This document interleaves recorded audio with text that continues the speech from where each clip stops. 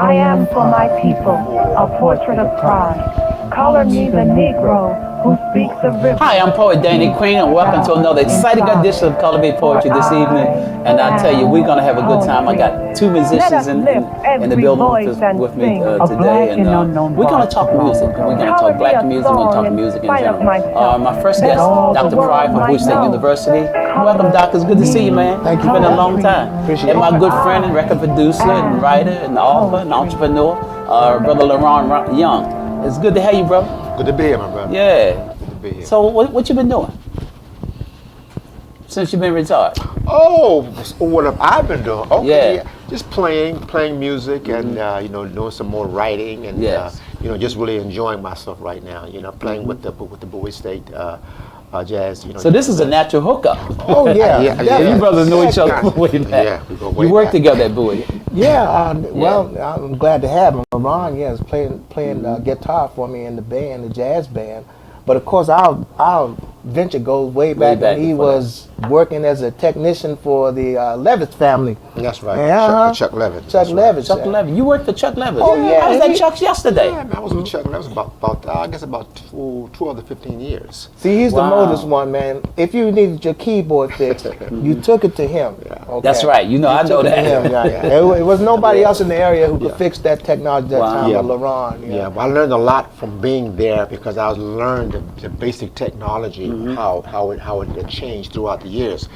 From the analog to the digital, the Prophet 5s, the Oppenheim. So I was able to learn that. You've seen the technology. changes. Oh, I saw the whole changes. Wow. Did you see it coming? Oh, yeah, I did. From the early When the days. drum machine came out, when the drum Yeah. machine came You out, said, here we go. I said, here we go. And I saw that a lot of the musicians who were in the studio at that time, playing in the studio, a lot of them lost their gig because of the drum machine, Oh, really? the synthesizers, those kind of things took a lot of their work. But they survived because a lot of them went into the churches. And that's why Yeah, the that's church true. movement Yeah. has changed the way Yeah. it has. Yeah, so I was very fortunate. And then with folk like me who decided that I'm not giving up live music, because I can remember That's right. the demise of horn players, and I'm a trumpet player, during the disco era. Yeah, what was that like, Doc? Well, if you didn't play keyboards, you were very limited in what you could do with music. And I play piano as well. Thank you to Howard University, I'm going to tell you that Wow. I was able to learn how to play piano. And also as a producer myself, composer, arranger, Yes. that became an instrument of choice for me. And playing in the church, because that's what I do at Mount Airy Baptist Church Playing in the Washington, church. D.C., yeah. But the go-go, the disco thing was one that you just had to have I call it pocket music, because Was it limiting? It was limiting if you were limited. It's like any other craft or art. It's only as limited as you are in terms of your skills. I'm a person about skills. You have a talent, and take that talent, and how can you take that talent and build a skill from it? And it doesn't have to be down the same tunnel. But at the time, it was the music that people wanted to hear because it was popular. It was popular at that time. music. Yeah. It was what was going on. It was what the media decided to put forward, because of course all of our other music genres were happening. There was jazz, there was blues, there was everything was funk, still the rhythm happening. and blues, Yes. blah blah. But this media music is what I call it. Took over. But it took over. It also affected a lot of the self-contained bands and that was, recording artists at that time as well, didn't it? Did it not? If you didn't, I think when you had your groups, if you go back during those times, if you look at the band era, is what I call it. So Lakeside, Earth, Wind and Fire, Earth, Wind and Fire, Cool and the Gang, Ohio Players, you can Confunction. We can name them, name all of them. They were doing what they were doing, but also this was an era when single artists could also kind of get into it. So you look at Donna Summers, you look at was Anita Ward, Ring My Bell, one Anita time. Ward, people Thelma like Houston that. had a big hit during that time. Thelma Houston and folk like that, and of course a lot of DC Vicky folk. Sue Robinson. Oh I yeah, remember a lot of so disco. this was an opportunity then for other people to get into this focus of entertainment that was dominated by groups at one point. And I'm talking about all kinds of groups. We go back to the big band era with Count Basie and Duke Ellington and You know. But disco also affected the clubs. Because Oh, a lot of the groups would play, you know, in different clubs. And I guess they figured they're doing disco now. They don't need there, the there band. weren't, to my knowledge, that many disco clubs that had live entertainment. It was the At that DJ. time. Yeah, this is DJ, the that's era what when I'm the saying. DJ, Yeah. because he could spin as many hits that were out there non-stop and keep the groove going. And of course, Long with the play, the 12 inch record. technology, That's you know, right. you Yes. had a way to Yes. do stuff like Yeah, that. yeah. So that was the big thing with the clubs. And you mentioned that clubs. I remember doing the height of disco. I was in, where was I? Germany. James T. Brown, who's a musician here. He's in Tennessee now, bass Okay. player. He and I went over with this group with Margie Clark, one of the original Jewels, Oh, yeah, from and Washington, Harold, D.C. Harold Young and Harold Hall, who's deceased now, and Matthew Allen. We took a group called Hot Ice over to Germany to do USO tours. Okay. We go into a club. Johnny Taylor's playing in the club, and the club looked like you were in New York somewhere. Disco. Wow. I mean, the disco ball, the lighting, the floor. Looks like Club 54. Oh man! Wow. And we were amazed, not just of the disco music, but also of black artists. Black artists, you know. Yeah. I think that's one of the reasons why Chuck became really popular, because, you know, go-go kept that music going. Yeah. Now, You know what I mean? is this around the time that Chuck had out Bustin' Loose? This little before before, just a little before. before. okay. You know, because like you said, the DJ, the music had to continue to be playing. Yes. And Chuck came up with that idea, hey man, keep it going. You see what I'm saying? Yes. So the go-go was kind of born out of that whole scenario. Oh, wow. And I can remember that. I used to play with Scacey in the sound service back in those days, and Chuck Brown was, of course, my dear friend as well. And there were times like Lajima Ballroom or 12th and U where there'll be two bands a night. So maybe Chuck and Scacey, and sometimes we had two gigs that night. So depending on who had two gigs is who went on first. There were no headliners. Yeah, it was no hit. No, it was Chuck Brown and all of right. these bands. There's And the people whole, you gigging. know, I mean, I could name a bunch of bands. Now, LaRon, you work with Chuck too. Tell me about Yeah, your experience. with well, working yeah, with Chuck well, Brown. when I came off, because I played with a group called the Unifics. I was with the Unifics. I was also with the Five Stair Steps. They were known for.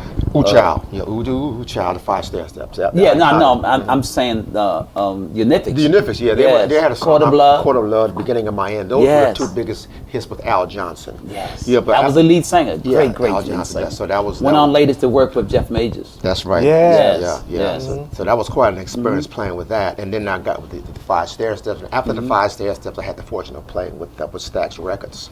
Okay. I was playing with a guy named Memphis. Luther Ingram. He had a song Yes. I called "Loving You Was Wrong." I don't wanna be right. I don't want to be right. Yeah. Yeah, well, I had an opportunity to play on it. I'm in the movie playing with him on that song in Watts Stax. Watch that out of California. Yes, I remember that. But when I came off the road, Chuck Brown, he was getting ready to do his thing, and his. But you'd known Chuck before that, though. Yeah, I've known him before, right? But not too close. But I've known of him, and he's seen me play around town.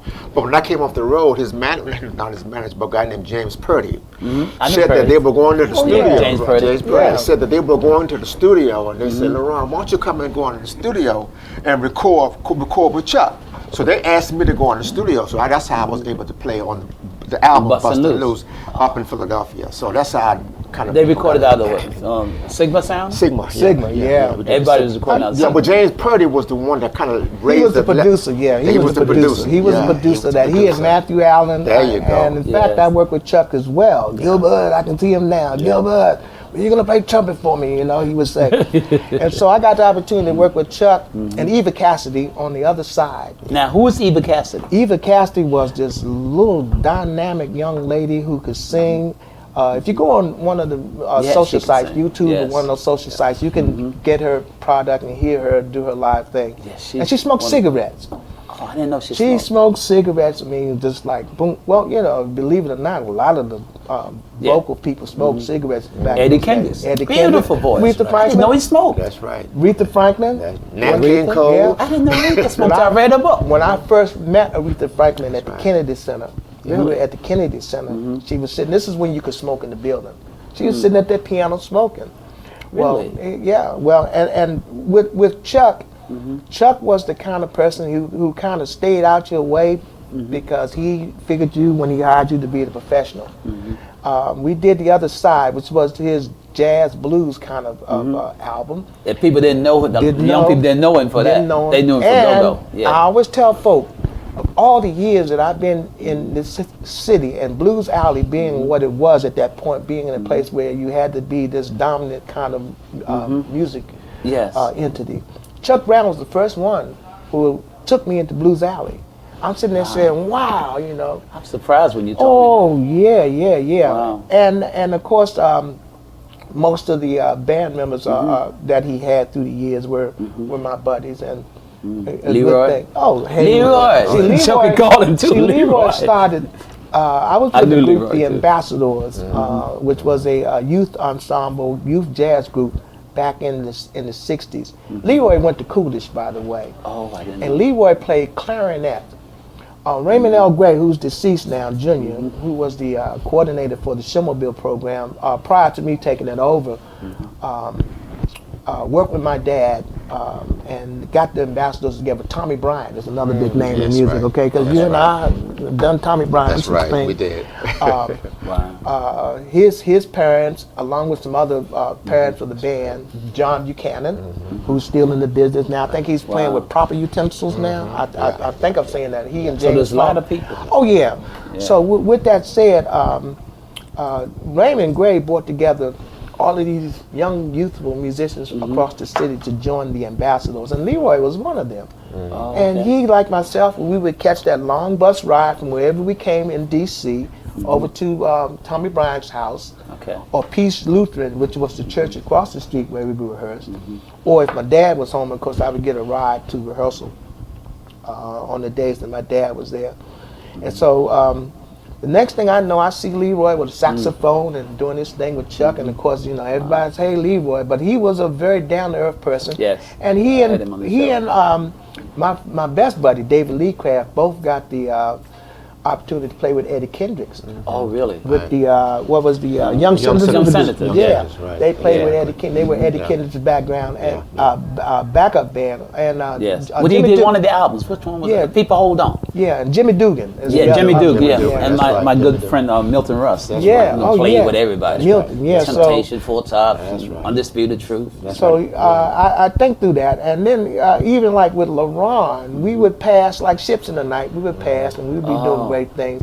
And most of the time, I would catch up with him. Of course, when he became his own entrepreneur, he had one of the best shops in this area. And you talk about history. What was it called? Central Electronics. Yeah. Now I want to put a pin right there because I want to pay a tribute to Chuck and the piece I wrote some years ago. Before he passed, I did this piece for Chuck, and I did a beautiful plaque. It was lavender and gold, and he was at the time he was doing a promotion for a new CD downtown at the Tower Records, and I took it to him, and he just absolutely loved it. And so this piece is simply entitled The Godfather Go-Go Tribute to Chuck Brown. Chuck soul-searching, busted loose Brown is the undisputed godfather of the go-go sound. As the brightest star on the go-go walk of fame, you gave the homegrown groove a national name. The way you wind me up, I know it's your pleasure. And as DC's native son, you're a national treasure. You put the trouble and the funk for all to see as the godfather of the go-go in the first degree. As the rare essence of what go-go's around, you are the host in the house of the DC sound. Latin rhythms, jazz, soul, and a non-stop beat are the roots of go-go with a call and response from the street. If it ain't got the go-go groove, it don't mean a thing. If it ain't funky enough to have the go-go swing. As an indigenous icon of classic go-go soul, you have a feel for the music that never grows old.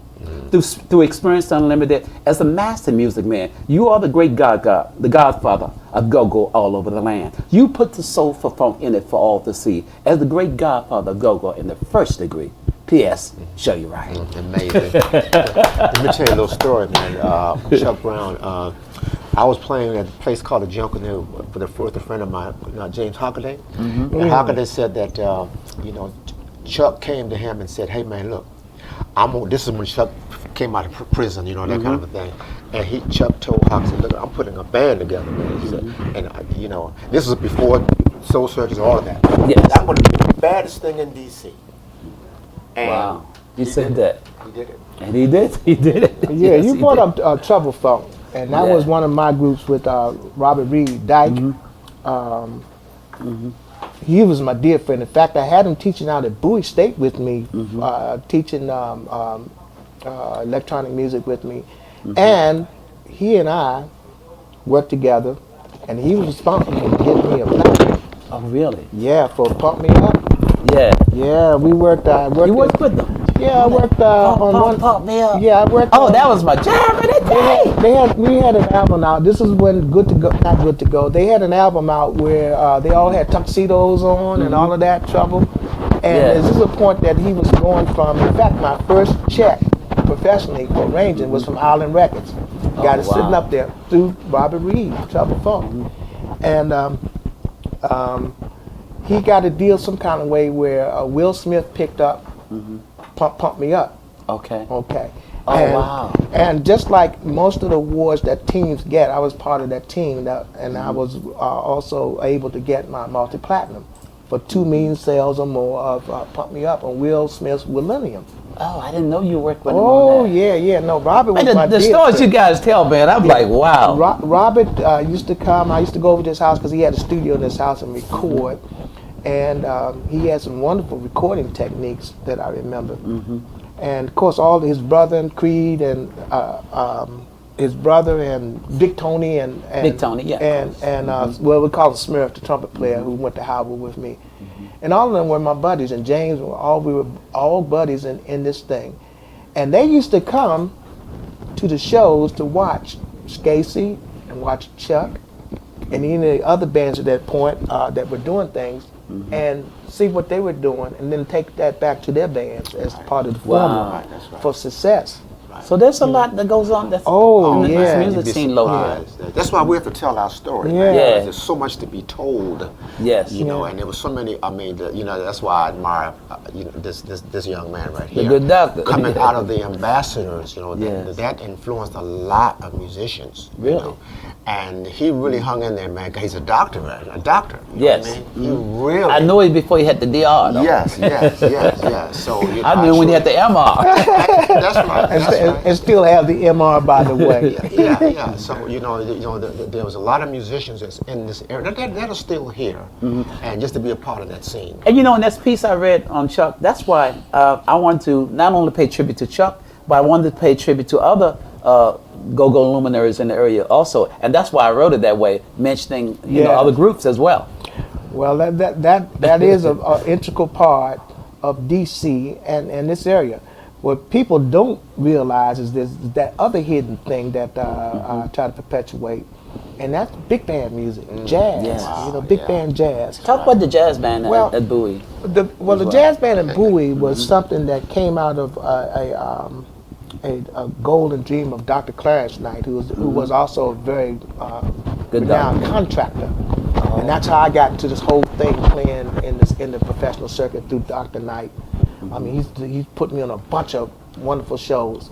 But he had become, he was faculty at Bowie State, responsible for the band program at one point. And he had the jazz band and he wanted to build it. So what he would do was have some of us at that point, this is back in the, let me see, I did my master's at Bowie, so this is back in the 90s. He would have some of us to come out to supplement the band. So we would come out, and at some point, the band started to gain a little notoriety. And then the school did their thing, and we needed a thing to bring in people like Leroy and other cats who were out, who needed some place to keep their chops sharp during the times that they weren't gigging. Yeah, That's very important, man. so I told Doc, I said, well, let's do this community jazz ensemble. And what we can be, we won't be a totally jazz band where we're playing all this highbrow jazz or sophisticated jazz, but show kind of music. And with that said, we would be able to bring in a lot of people. Like we had Denise Pearson, who's deceased now. right. Yes, she I knew sang with Denise, us. yes. Okay. We've had Vocalist. opportunity, Scacey Haywood. That's right. We've had, her name is Patricia Ramsey, who was at one point the provost at Bowie State, could sing. I mean, this young lady. Really? Yeah, she's up at Lincoln University now. I think she's the provost up there now. And we would get cats to come out to say, well, come on, you know, we're going to have fun. We're going to play a casual of music. We're going to do big band standards. We're going to do contemporary stuff. And as an arranger, composer, because that's what I do, then I asked the cat like, LeRon, well, what would you like to play? That's right. You know, let me. You know, I said something that you can wail on, and I'm gonna put the band, wrap the band around it. Yeah. So we do that and offer an opportunity for selected students to come to perform. That's right. And primarily, we are a scholarship organization for the institution. Wonderful. It's too many people to get paid oftentimes. So instead of looking for it being a gig as such, it is an opportunity to promote and preserve the culture of this music. We and have get to do that too. Yeah. That's And it's so a wonderful important. opportunity for cats like myself Yes. who always wanted to read better. You know what I mean? So I'm in an environment right now, man. Yeah, it's got where you those can do that. Chats, man. He looks Yeah. at me, okay, LeRon, I know you can do it, but hey, this is how you do it. You know. So it gives us, it gives me an opportunity. You see, to really to raise my level. You know, Even more. Even Even more though you've so. been doing it Even all though these I've been years. doing it all these years, Yeah. but this Still is- learning. I'm still learning. But Yeah. this, But see, this what I gives me an what I tell opportunity. them is like math. We can talk about dollars. If I give you $100 and ask you to give me change, you go to it quickly. Give me my change in any way you want. If it's all nickels, all pennies, all dimes, all quarters. Now, once I put a formula to it, then you start scratching your head and say, huh? What? I went into the store. I had a $100 bill. I spent $20.22. What's my change? Huh? Okay. Music is the same way. You're playing all of these riffs, all of these grooves, all of these scales and everything. And then as soon as someone puts the formula, which is a music sheet, it's like, huh? Well, you just Right. played that. You just did that. No, you did play This is it. what you just did. Boom, boom, boom, boom, boom. This is how it looks. Oh, huh? Yes. So with that said, what I try to do with that band, because I mean, there's a lot of seasoned people who come through there. Some are old ambassadors. Some are school teachers. It's a casual of folk who have all kinds of careers. They come through and it's like, okay, let's do this piece of music. And we do everything from Al Jarreau, Stevie Wonder, Duke Ellington, Count Basie, Wow. A little bit of everything. Yeah. everything. And then with that, our goal is to maybe showcase ourselves maybe 4 times during the year, with the intent again of bringing scholarship. In fact, we just did a production with the one of the sororities. I can't. Was it the? I want to say. I don't want to say. AKAs.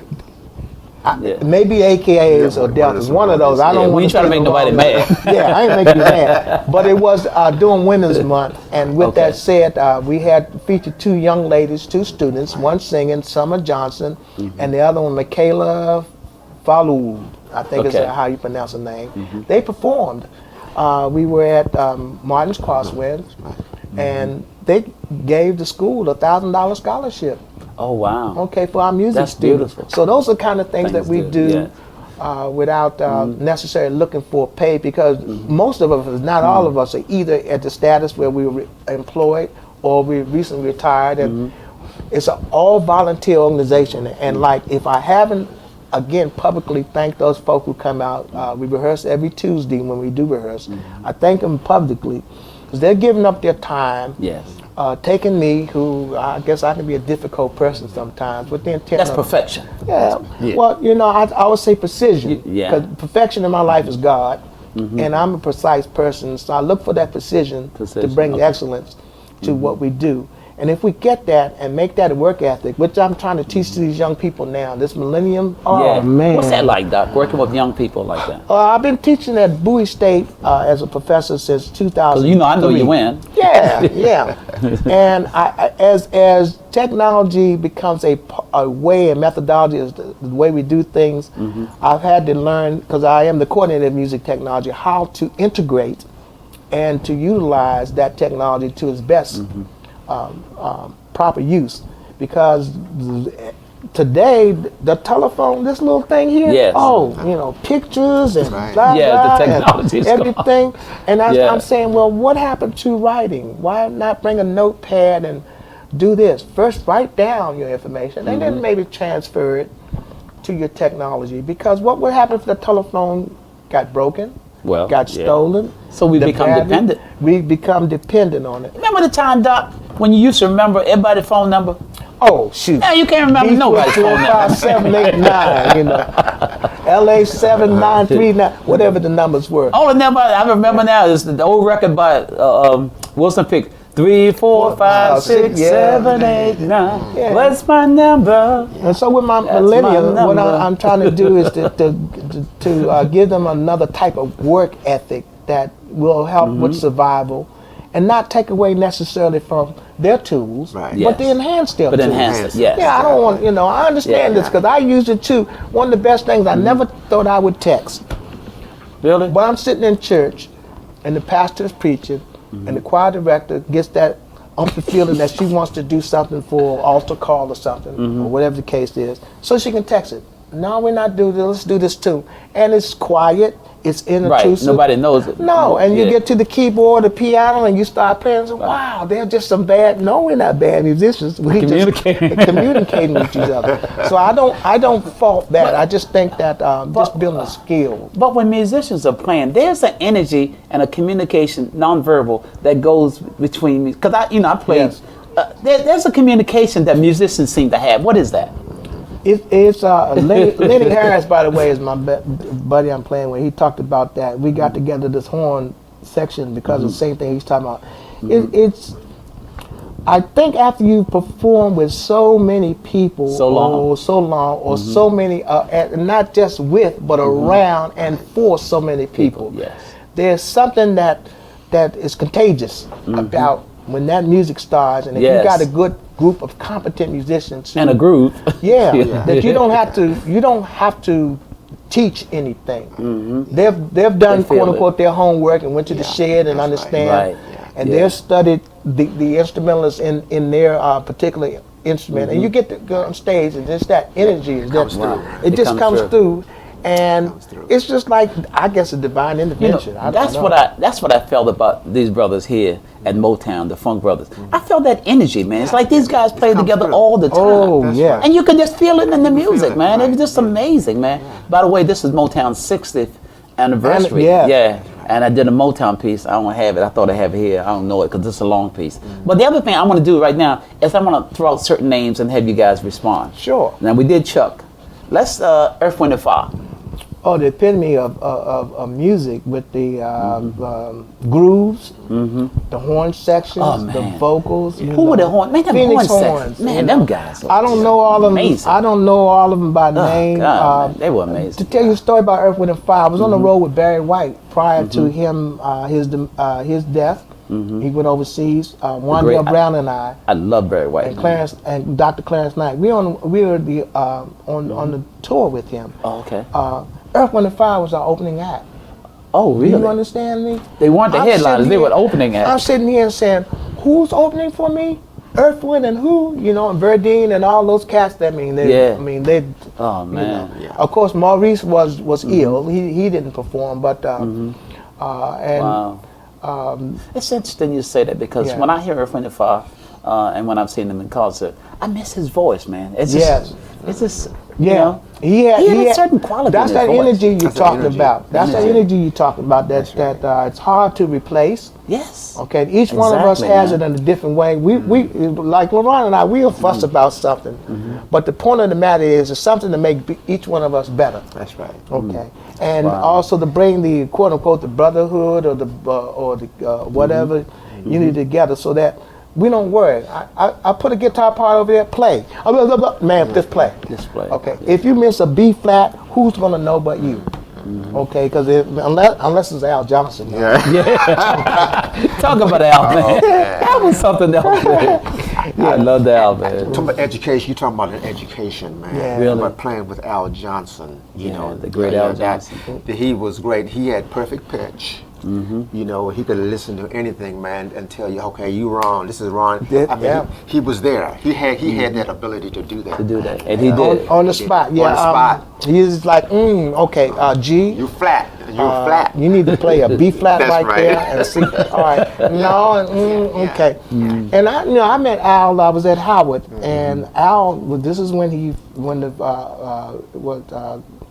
beginning of my end. That's right. He went to school for architecture too. By Oh, the way. really? Yeah, Right. as He did go, architect. Yeah, I think you did mention. You know, I did a whole show with Al when my old show at Yeah. Bowie. Yeah. We talked Motown for a whole hour. Oh yeah, no, Al. Yeah, Al used to walk across the campus right, with his head up. That's right. Exactly, you know. was him. And Wow. he would come with his charts that he took the time to write out by hand. This That's was right. before really? computers now. He By would write hand. them out, and they were impeccable. They were, I mean, it's like, how did you draw that circle Yeah. and put that line through it? So, and they would be the cleanest charts, and they would be exact. Then he would tell you, no, that rhythm right there, and that note right there, you should be on a B flat, and your B is too flat, you know. Wow, your B is too flat. Your B is You know, too flat. It's interesting because when I had him on the show some years ago, we talked to Motown, as I said, but Al told me about the song Beginning of My End, how it started. And he said that when he first heard the song, he said he didn't think it was all that. He didn't really even like it. Right. But say the day that they recorded, he said he was a little late into the studios. And he said when he came in, they were playing the playback. And he said when he heard them string arrangement, yeah. he told the producer, look, let me add it. Yeah. And he said they did it with one take. Yeah. And the rest is history. He's a one-take person. One Yeah, take. yeah. He's a one-take person. And it's a reason for that too. Yeah. You know, and jazz cats do this. The serious jazz cats don't take but one take. Really? Yeah, because you can't formulate an idea and recapitulate that idea the same way, the same time, the same moment. Yes. It's different. And you know who else they say was one take? I'm gonna give you one name, the Queen of Soul. oh, Aretha, yeah.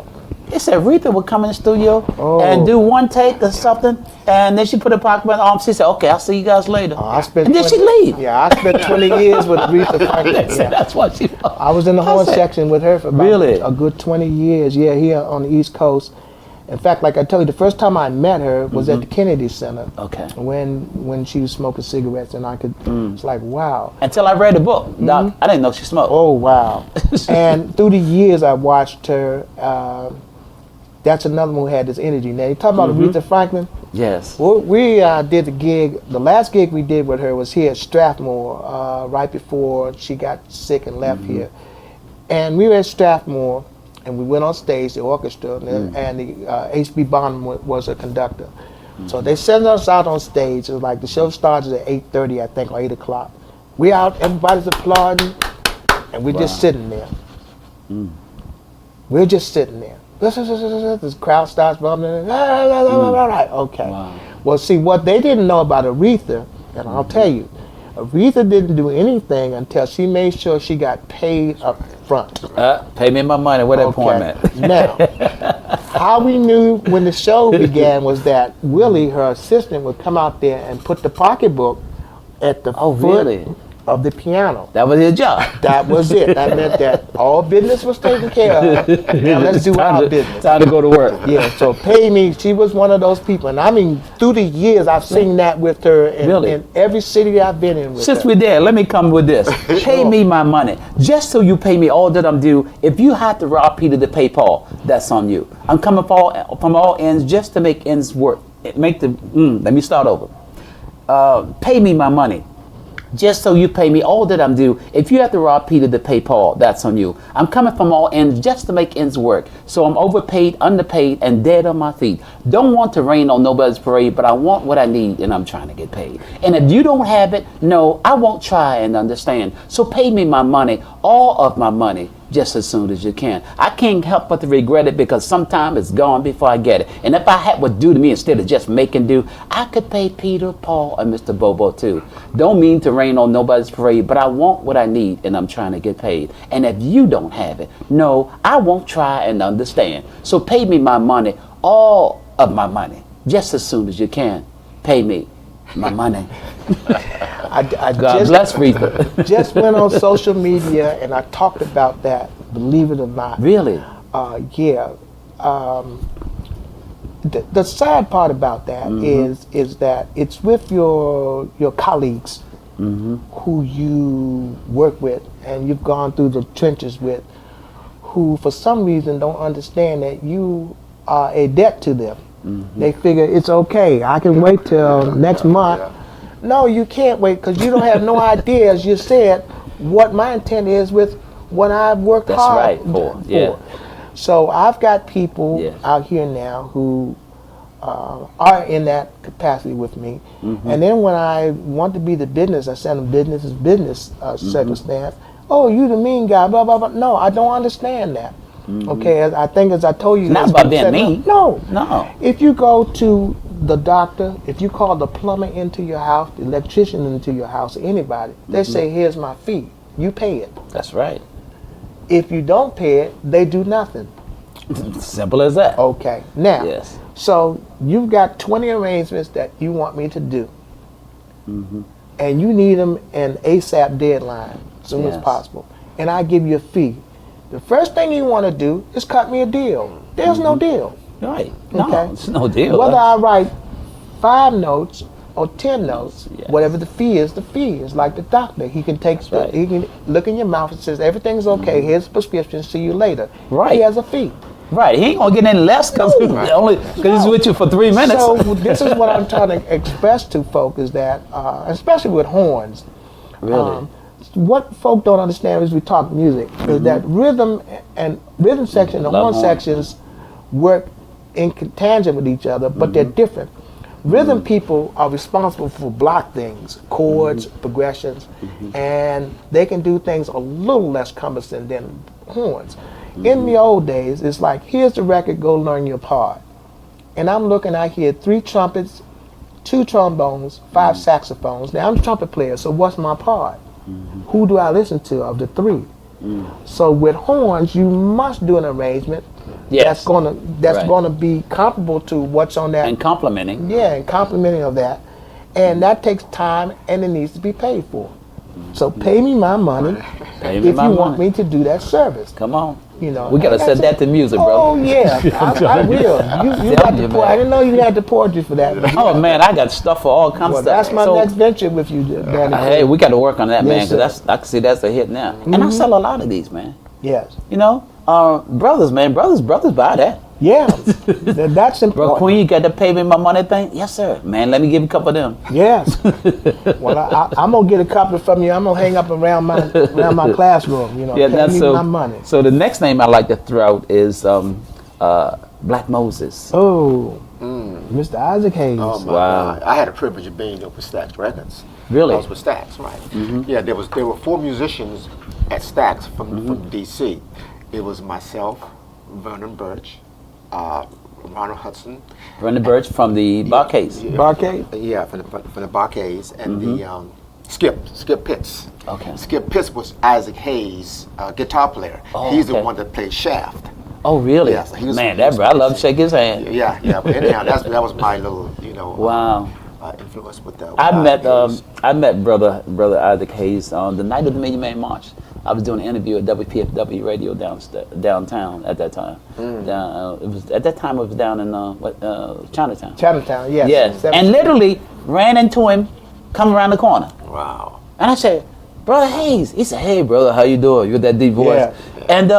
And we talked for a few minutes. I didn't know him, but he was so personable. He talked to me like we had been Yeah, knowing each other. We yeah. talked for like 2 or 3 minutes. And I was telling him how much I admired his work and with when he did the Shaft and all of that, man. But he was very personable. He came to D.C. when Shaft came out to Banneker Stadium, and I was working on the Showmobile at that point, and I had just done an arrangement of Shaft.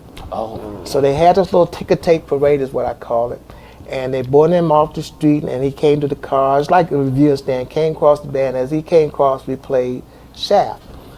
So he got out. Oh, good job. You did a good job. Who did the arrangement? I said, me, sir. Oh, good job. Good job.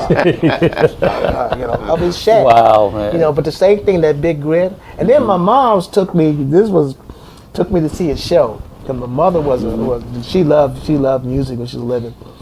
And if you've never been to an Isaac Hayes show, what he would do is the curtain would open. Well, this is a Constitution Hall. Well, at one point he wore a robe with the hood. Yes, you're right. And He he did. would Remember creep that across album the cover? stage. Yeah. Well, everybody was applauding. Ah! And he creeped over to the organ. Then he turned around and all the things he would do. And then when he turned back around, opened up the robe, it was a little girl in there, a young lady. Wow. Oh, wow. A young lady. So everybody, ah! And the whole show, she sat at the foot of that organ. Really? Right? So as she did that, then the real Isaac Hayes came across the stage. Oh, wow. What? Yeah. So of course, he was a showman, and of course, most people, I guess, got in touch with him later on, not just through that, but through one of the TV shows that he did the music for. What was the show? It's on now. A little character named Kenny. I'm trying to think of. South Park. Yeah, South Park. Yeah. You know, he was the chef. Thank you, brother engineer. Yeah. So the next name I'm gonna throw out, I'm gonna share this piece, and then you guys can respond. Mr. Dynamite, a tribute to James Brown. From poverty and a life of petty crime, he was a soul survivor, a legend in his own time. So in love and memory of what only God can explain, he left the world bewildered on the wings of the night train. Born to beast his body, success was in his DNA. Had a mind of his own, a will to make a way. From the chilling circuit to the king of soul review, as the godfather of funk, it all started with you. The call and response of his polyrhythmic time made the JB's funk one of a special kind. As a universal soul music mastermind, he put the soul power in a funky good time. He'd mash potatoes till he was soaking wet, did the popcorn and broke out in cold sweat. As the taskmaster of the hardest working man fame, at star time he always lived up to his name. Mr. Said Loud himself, the super bad native son is Mr. Dynamite, soul brother number one. So in love and memory of what only God can explain, he left the world bewildered on the wings of the night train. Where every band that I know that coming up, we used to want to mimic the James Brown band. I understand he didn't read music. No, he just that was his gift. That was his gift. That was That was just his gift. And he took the gift and he made it into a skill that finally got him to be who he was, recognized. There was one chord that James Brown used a lot, that ninth chord, man. Yeah. Really? Yeah. That one, That a lot of funk guitar chord. players, man. You know, Like that. Yeah, down the 9 chord. That's right. Digga, digga, digga, digga, digga, digga, digga, digga. I'm trying to think of the brother who was James Brown's music director at the time, the trombone. Fred Wesley. Fred Wesley. So there's a record I read Fred's book, and there's a record by James called I Got That Feeling. Oh, yeah. And he said it doesn't really have any timing per se. So Fred said, well, that's just James. No, yeah. I tell you, and you talked about that. Bands play cold sweat. And music, of course, Yeah, has a cold sweat, form. man. And usually in music, you have a 2-bar, 4-bar, 8-bar phrase. Just as a sample. Well, when you get to "Will you kiss me?" Da, ba, ba, ba, ba. Well, everybody wants to play the 8 bars, but James did 10. Oh, really? So you hear 6, 2, 3, 7, 2, 8, 2, blah, blah. No, you got 2 more bars. more bars. All right. Oh, missing So that. he was the one who did the music according to the way, and I think in the books I've read on them, people I talked on the way things felt. If it, Yeah, about what he good, felt. good. Yes. Yeah. I had the felt good. pleasure of working with James Brown at the Howard Theater as an opening act with the Jewels. Oh, wow. the Because the Margie Jews Clark. traveled with him for a while. They used to be his backup singers. Yes. Margie, Sandra Beers, and Grace. Without an Russell. education, Yeah. might as well be Say it dead. loud, I'm black and I'm proud. Oh, Right. yeah. All They of were those. behind him on that, too. Right. So Yeah. I got an opportunity to witness James backstage. And everything that people said is what he did.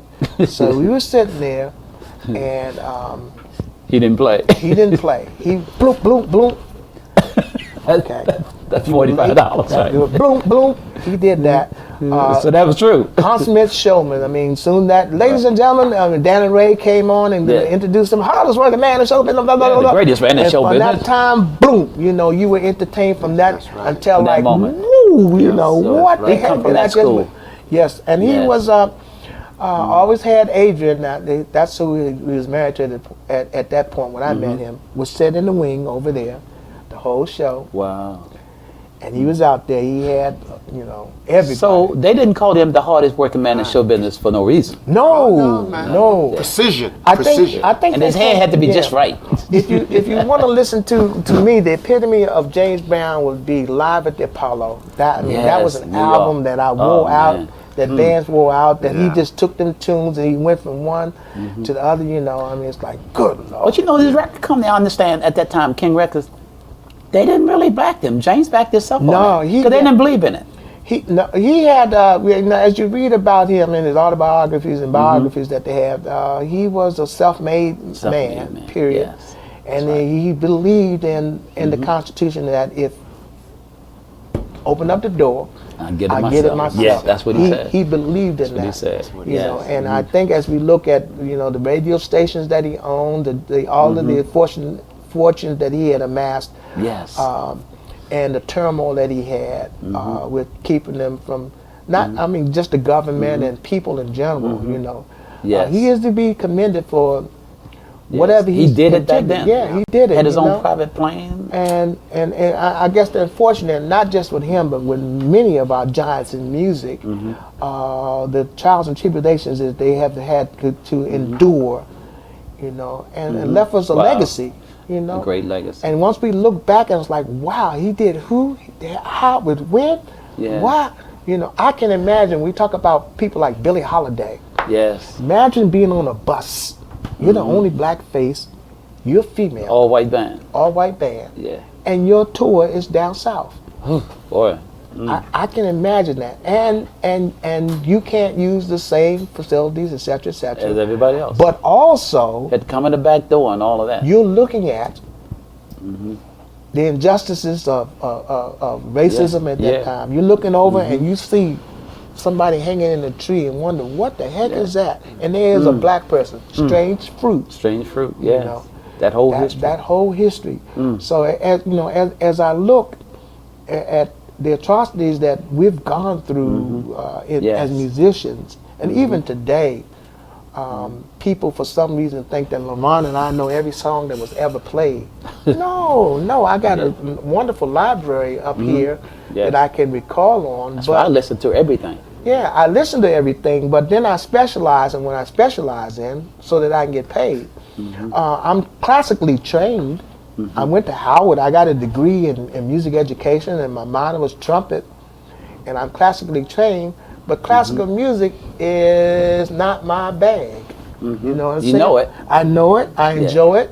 But I do not want to sit on a bandstand and count out 100 measures and come in, ba-ba, ba-ba, ba-ba, and put my horn down. That just, I'd rather see my lips bleeding and, you know, Feeling it. and say, man, this is hard, this is rough. You know, Now- take a line of Earth, Wind and Fire. Now, did or let me say something. this to your credit, Doc. Not that you need it, but I saw you play behind the Dells. I saw you play behind the Temptations. And all those people, man. That was. I felt good. I'm like, I know that brother there, because we were working at Forestville for that time. Yeah. The Dells were at Cotter Burn.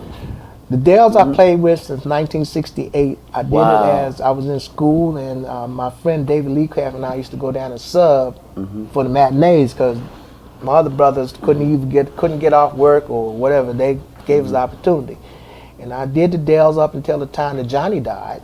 Oh, Okay, which was Boxdale. This yeah, Boxdale just passed. Chuck Boxdale 2 weeks just ago. passed. Yeah. Yeah, He was the first tenor. yeah. But his brother lives here in Forestville. Oh, really? He has the Forestville Bus Company. Really? Down the street from Forestville High School. Oh, I yeah, didn't know that. yeah. You knew that then? Yeah, When we were used to Forestville? take his bus. Yeah, we used to take his bus company to do the tours with. Oh, I didn't know that. You know, oh yeah. He's still living. Yeah, as far as I know. Yes. But I had a pleasure with the Temptations. Dr. Knight gave me an opportunity to play the reunion show. Oh, yeah, with David Ruffin, all 7 of them. Right, but prior to doing that, I had met David Ruffin with on the Sea Thing. Carol Henson had a show. Yes. And we met him there. When I'm sitting here doing this show with David Ruffin, all of them, and then I played with the Temptations with Melvin and the rest of the crew. Then Otis's Temptations. A week wow. back, last month had the pleasure of playing with Dennis Edwards' Temptations. They got a wonderful group. Of course, Dennis is not here with us anymore. Oh, they still going? I didn't know. Oh they still yeah, going yeah. on. We were up in Wow. Philadelphia somewhere. We were up in New Jersey somewhere and did a show with them. What did they call themselves? The Dennis Edwards Review. Okay, still the Dennis Edwards. Yeah, all the okay. Temptation stuff. This is a job I had the opportunity to write the horn because they didn't have any horn parts for 3 horns, so I wrote the horn parts for their show. Wow.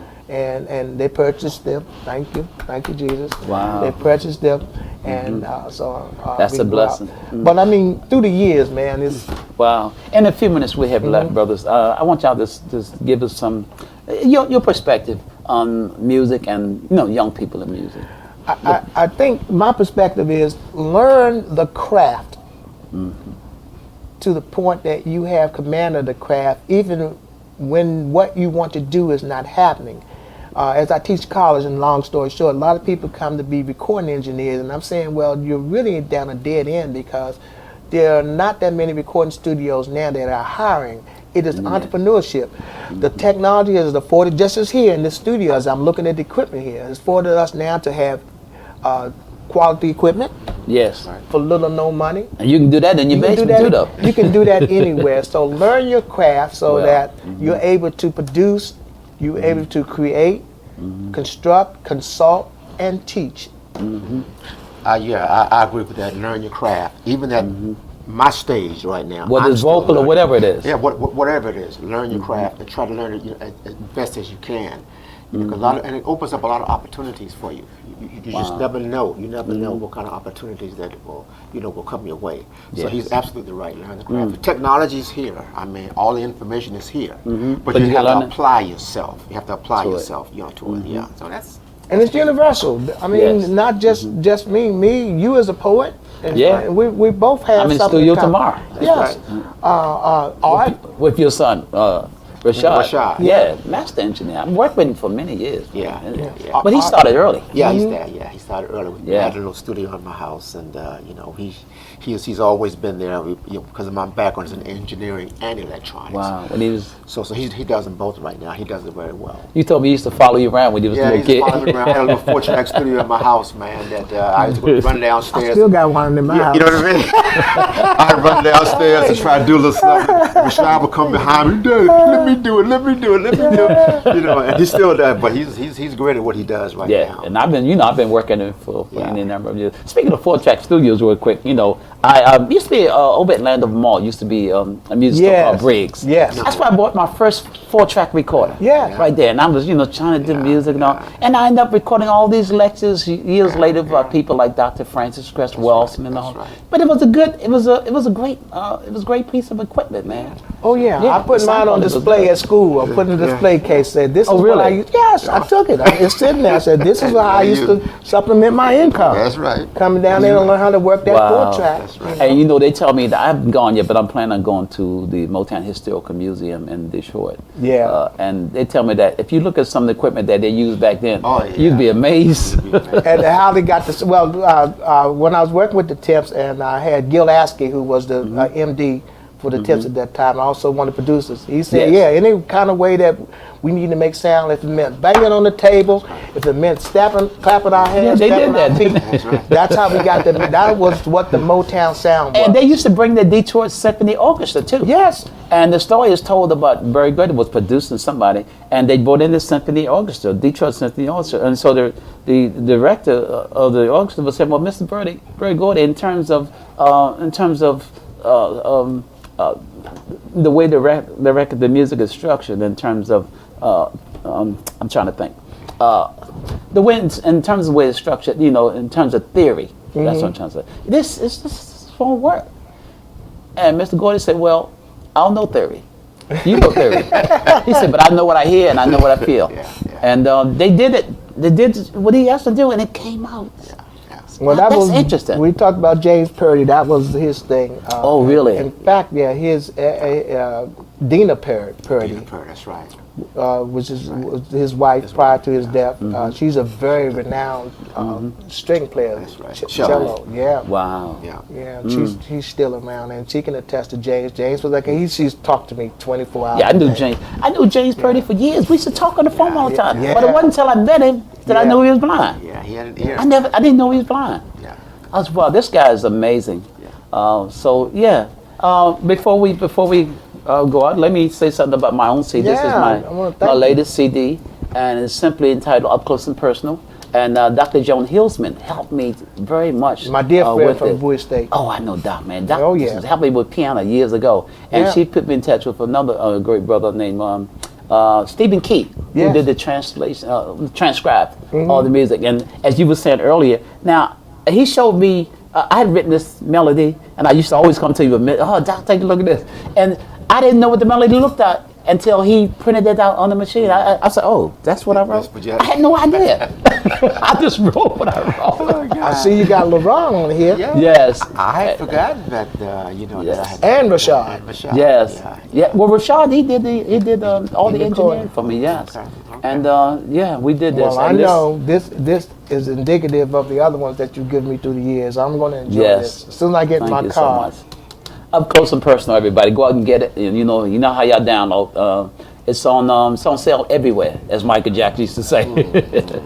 Thank you guys for coming. I'm looking forward to. We got to do this again. Yeah, okay. And Yeah, we I gotta got a do this group again. that a couple of brothers I would like with NWO, New World Order. It's a Okay. horn ensemble. Lenny Harris, Wandale Brown, and myself. We get ready to hit the streets with some product. We got something out Okay. Saturday night. You can Shazam it. It's number 3. We're number 3 in top 20. Oh, wow. On Radio India. Isn't that right? Yeah. Okay. Okay. Number 3. And we get ready to have a release party and some other stuff I'm doing. So I look forward to coming back, man. Yes, we got to do this again. Yeah. And I forgot to mention the artist. People think, "Oh, you sung it." No, I didn't sing it. I wrote it. And the artist is Von Paris, and he does a great job. Great. Thank you, brothers, for coming to Color Me Poetry and sharing with us today. We look forward. We got to do this again soon, man. Appreciate I'm the Danny opportunity. Queen. This is Color Me Poetry. Until next time, please color me poetry. All right. All right. I am, I can, I will. Yeah. My motto. We off. I am poetry. I am the living experience. I am the lifelong proof. Color me the poetry of nothing.